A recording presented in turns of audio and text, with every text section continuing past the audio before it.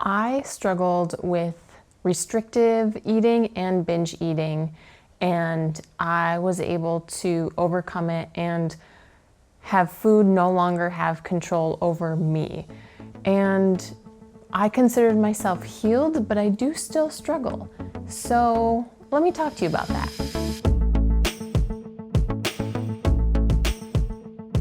So why am I holding this? This is baby cactus.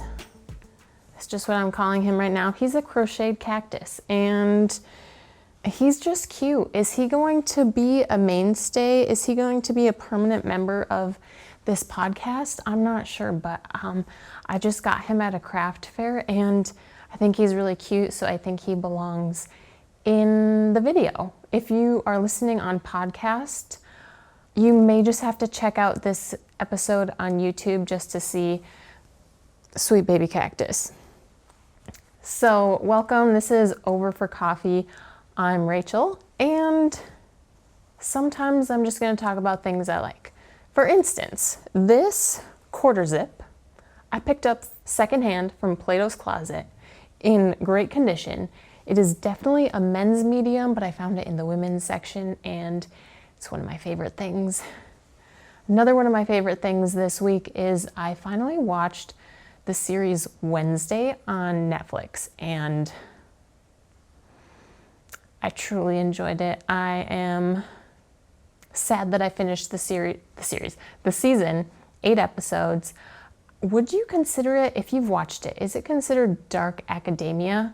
I like the mystery. I like the uniqueness of it. I like that I don't know what's gonna happen. I like that it's not too scary because that's not my jam, but I very much enjoyed it. If you liked the Series of Unfortunate Events series on Netflix, for some reason, if you liked that, I think you'll like Wednesday if you've not watched it yet.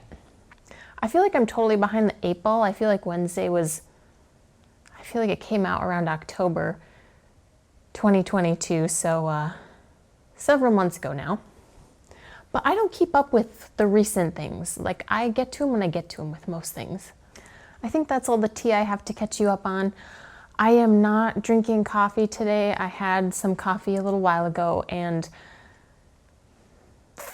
I wasn't ready for another cup, so I wasn't gonna force it. But are you drinking coffee or tea as you are watching this? If you are, and you're on YouTube, drop me a comment. I would love to hear what you guys like to be sipping on. Are you a multiple drinks person? Let me know.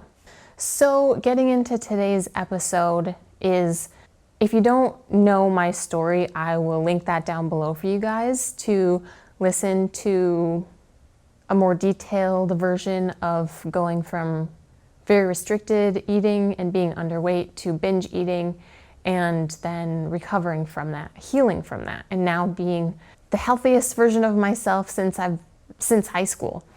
And I picked up some unhealthy habits throughout my disordered eating era, and some people may not think of them as bad habits, but for me, they are bad habits. So when I was restrictive eating, I would have certain times of day when it was okay to eat, and at first I had to space out my meals because I was like, only 3 meals a day, so I know I'm gonna eat lunch at this time, so I have to eat breakfast this many hours in advance, and then I'll eat dinner at normal family dinner time.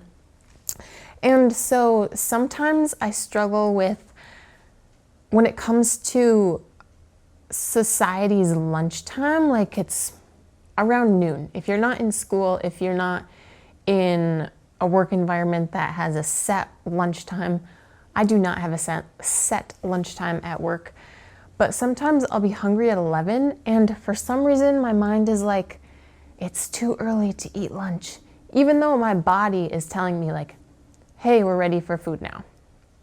So I struggle with that mindset and I want to be able to eat lunch when my body's ready for lunch.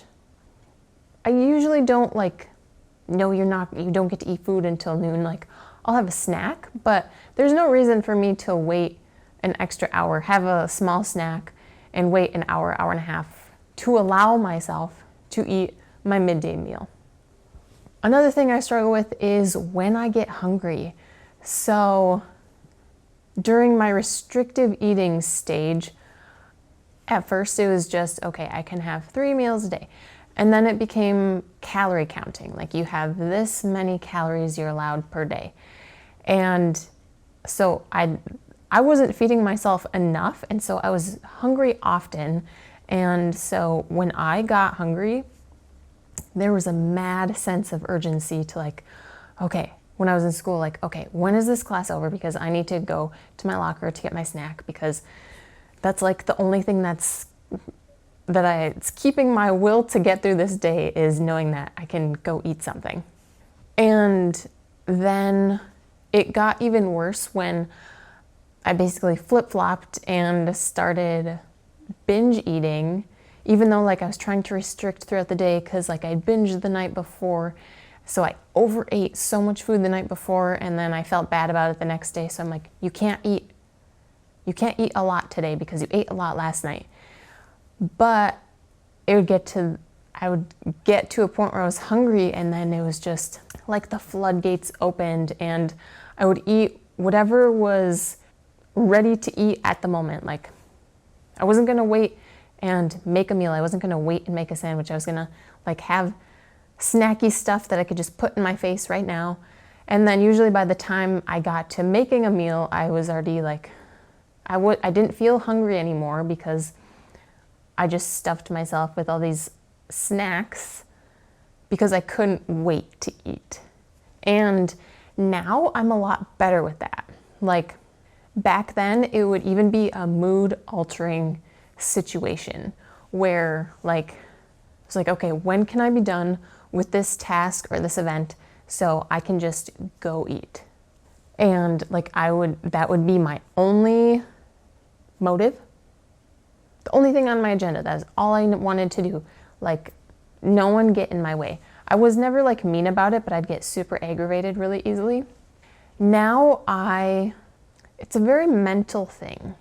Like I'm able to just like be more calm about it and like, okay, this is fine. Like I am not going to perish. You're going to be able to eat. Just, it's okay. And then get to a point where I can make a meal for myself and sit and eat that meal.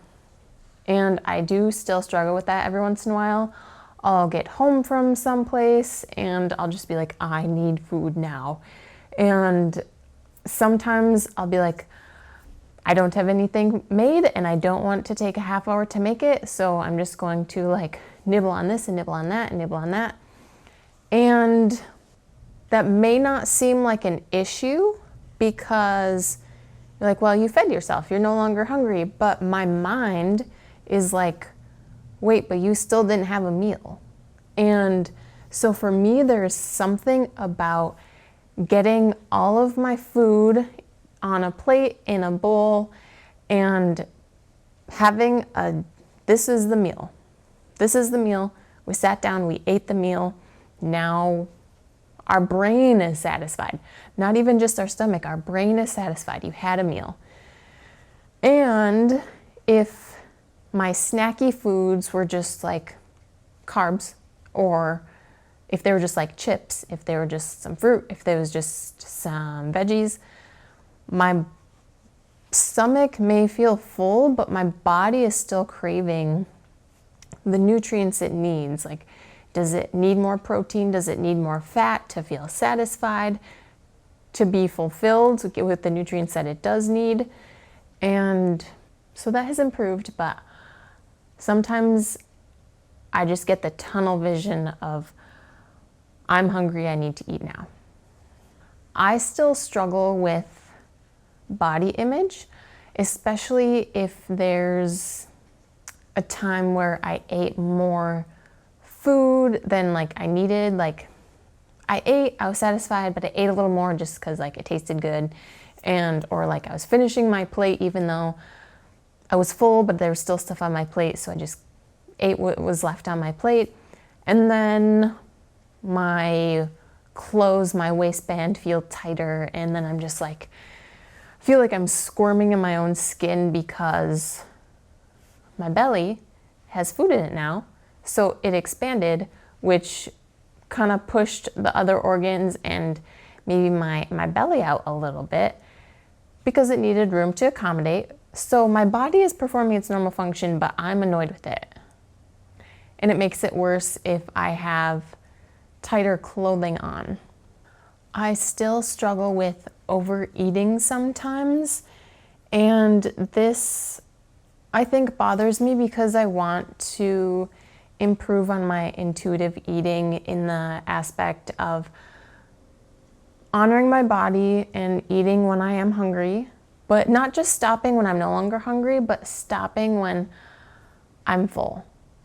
And I think I struggle with that the most when it's something that is more of a treat. So like pizza, ice cream, things that I don't tell myself, no, you can never eat that, but it's special.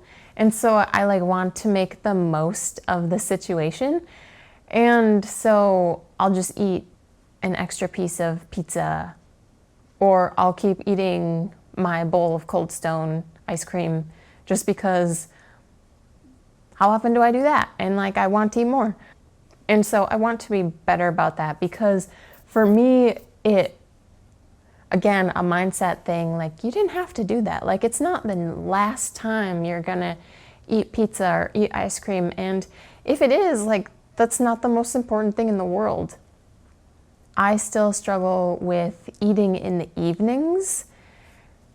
I think because it became such a habit over years of, even during my very restrictive eating, I would kind of put some extra calories in the bank so at the end of the day I could make myself like something really nice right before bed, kind of like a, we're not restricting, you can still have some frozen yogurt blended up with some milk that's really low calorie, but it'll make you feel like you're eating kind of a milkshake.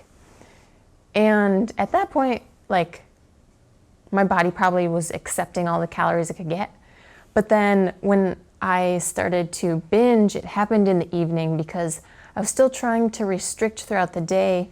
But then in the evening, like, my willpower vanished. And that is when I had the most freedom to find food and eat food in secret, and I didn't have to worry about being bloated or my clothes feeling too tight, and I didn't have to worry about being uncomfortable for the rest of the day because I could just go to bed. And then what also happened, I don't think it was just willpower that lapsed, it was that my body was like, we didn't get enough energy throughout the day, we need more energy, please. And so it was my body like, yes, we need to eat, but I was eating the wrong things. It was always like sweet foods, salty foods, fatty foods, nothing very nutrient dense. I wasn't binging on fruits and veggies. And so that happened on a very regular basis, basically daily. And now I eat dinner later, maybe around 7. So I finish eating by, say, 7:30. And then, of course, I want something sweet because I'm just a dessert person. Even like at lunch, I like a little piece of chocolate after lunch. And so I'll eat something sweet, but it's almost like I just want myself to relax and be able to enjoy some extra dessert. We're just watching some TV, and maybe we're not. I might be editing this video. I might be reading, and I'm like, I want something like sweet and crunchy, and then, or sweet and salty, salty and crunchy. I want something sweet, and then there's a little bit of flip-flop, and then I want something fatty that's super satisfying. That has been getting better in that when I start to feel uncomfortable from like, okay, you have enough food in your body, like I'm like, okay.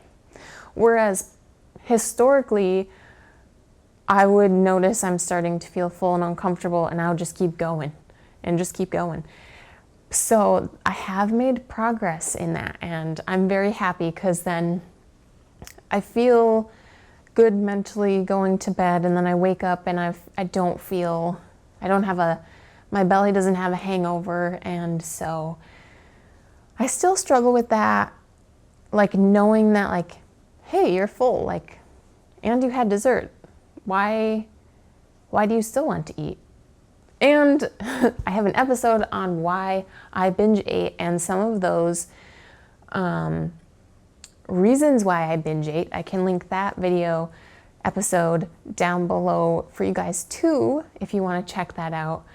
But some of the reasons why I binge ate still linger, and one of them is food is energy.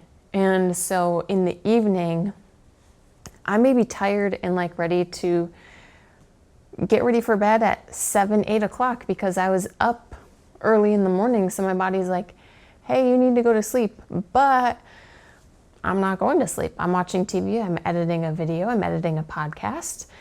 And so my body's like, well, okay, if you're not going to sleep, we're going to give us some more food, give us some energy to keep you going for a little while longer. And I just need to go to bed. But I have things to do. So, like I said, that's gotten better, and I think it will continue to keep getting better as I practice, like, telling myself, like, hey, you're okay. Like, you had dessert, you're full, like, it's a process. What else do I still struggle with? I don't know if this is a struggle, but I still use coffee as a coping mechanism for wanting to want to continue to eat. And so, like, usually in the afternoon, this used to be really bad. Like, I would eat lunch, and this would happen at work, and it would be, there would be such a angst within me of like, I ate lunch, but like I'm still hungry, and so I would crave coffee because I knew it was an appetite suppressant, and it would give me that little bit of sweetness because I don't drink black coffee. I like something a little sweet in it, and so it would satiate me. And there were times where it would just take over my mind space of like, okay, can we have coffee? Where can we find coffee? And I think some of that came down to I hadn't fed myself enough for breakfast. I hadn't fed myself enough between breakfast, morning snack, and lunch. And my body was like, I need something. And at that time, I think I was also not allowing myself to eat a lot of carbs. And so my body was like, okay, you're going to put sugar and some sort of cream in your coffee, and that will give us our carb boost that we need. And for me, my body does really well when I feed it ample amount of carbs. So I realize some people aren't super familiar what is all entailed in carbs. So carbs are found heavily in your fruits, bread, pasta, rice, potatoes, oatmeal. Those are the big ones. And then you have like tortillas, and then you have less nutrient dense options like your chips and your candy and sugar. So that being said, I do a lot better with that in the afternoon. Like, I usually have a homemade latte in the morning, and I think in the last 6 months to a year, I've been able to stop having an afternoon coffee and not craving it. But sometimes when I'm at home, after I eat lunch, my body will crave something sweet, and sometimes I will make a coffee just to satisfy that. And that's one of the least of my worries. Like, I'm not very concerned about that. So I know everyone's going to have their own opinion about coffee. Maybe not. Maybe you have no opinion about coffee, and that's just fine. But the caffeine I'm not heavily affected by the caffeine, like keeping me up late at night. And I know even caffeine can make me a little anxious sometimes, but strangely enough, coffee can also like have a calming effect on me. Like sometimes in the evening I'll have a warm cup of coffee and it just kind of like, it's like a non-alcoholic nightcap. It just kind of like chills me out, which may be very strange because coffee is supposed to like wake you up, but I just enjoy it. I enjoy it the way I make it. I still struggle with going to the restaurant and ordering what I want. I've gotten better about this. Part of me, I still am someone who like, I don't like to get the most expensive thing. Unless I'm paying, like I try to find something like, maybe not the cheapest thing, but definitely not the most expensive thing. But also I sometimes still, especially if I've had like a bad day or a bad week of eating, and I don't want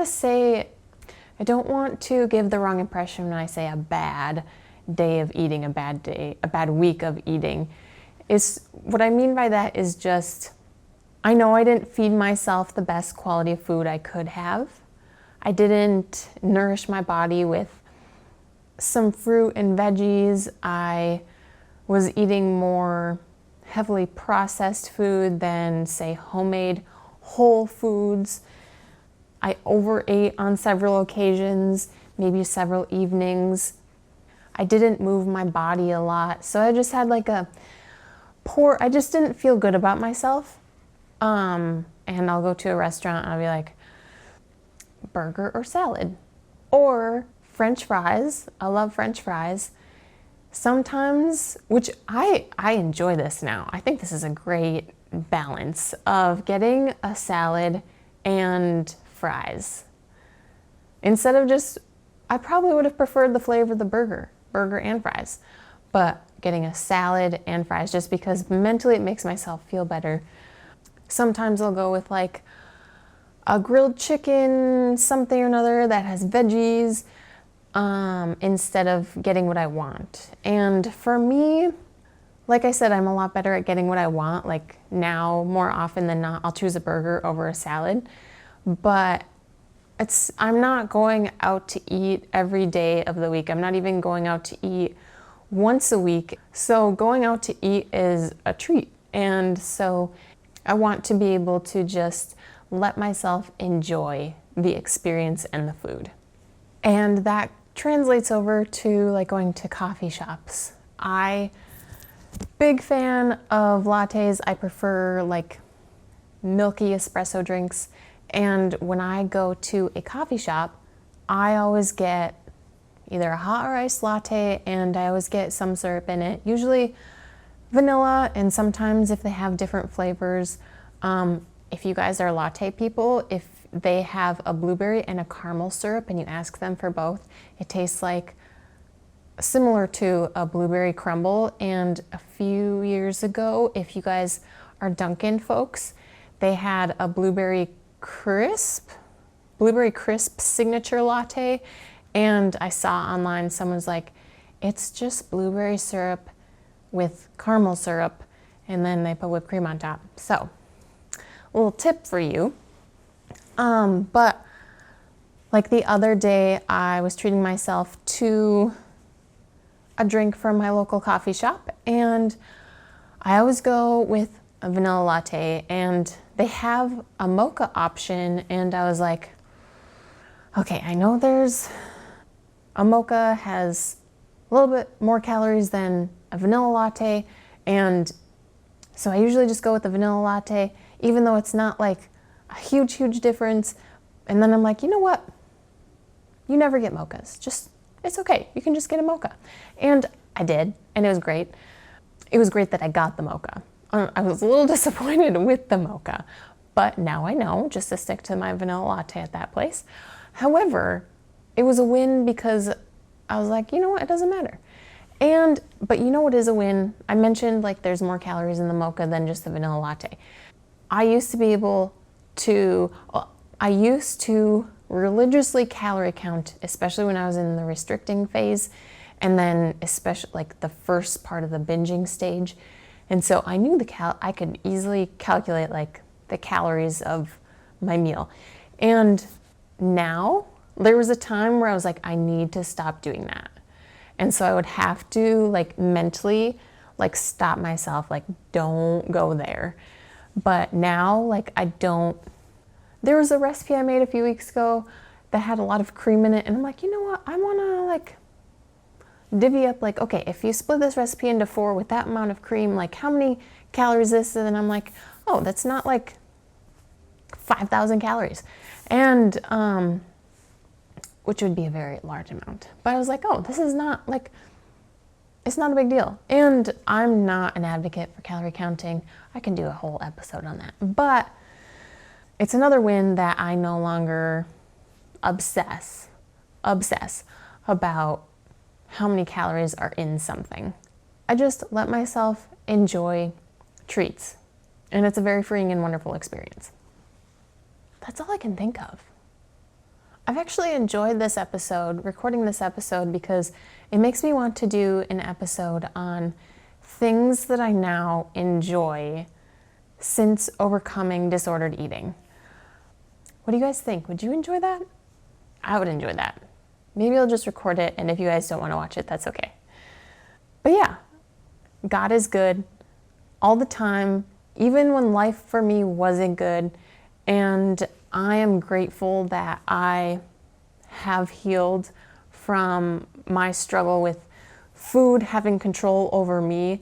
And I want to be a community for you if you are striving to heal your relationship with food, heal from disordered eating, striving for a healthier lifestyle with food and fitness, activity, and a mindset and a positive body image. And so if that's something that you'd be interested, Baby Cactus and I would love for you to subscribe. And if you want to come back and hang out with us, go ahead and click here right on screen, and me and possibly Baby Cactus will see you guys there.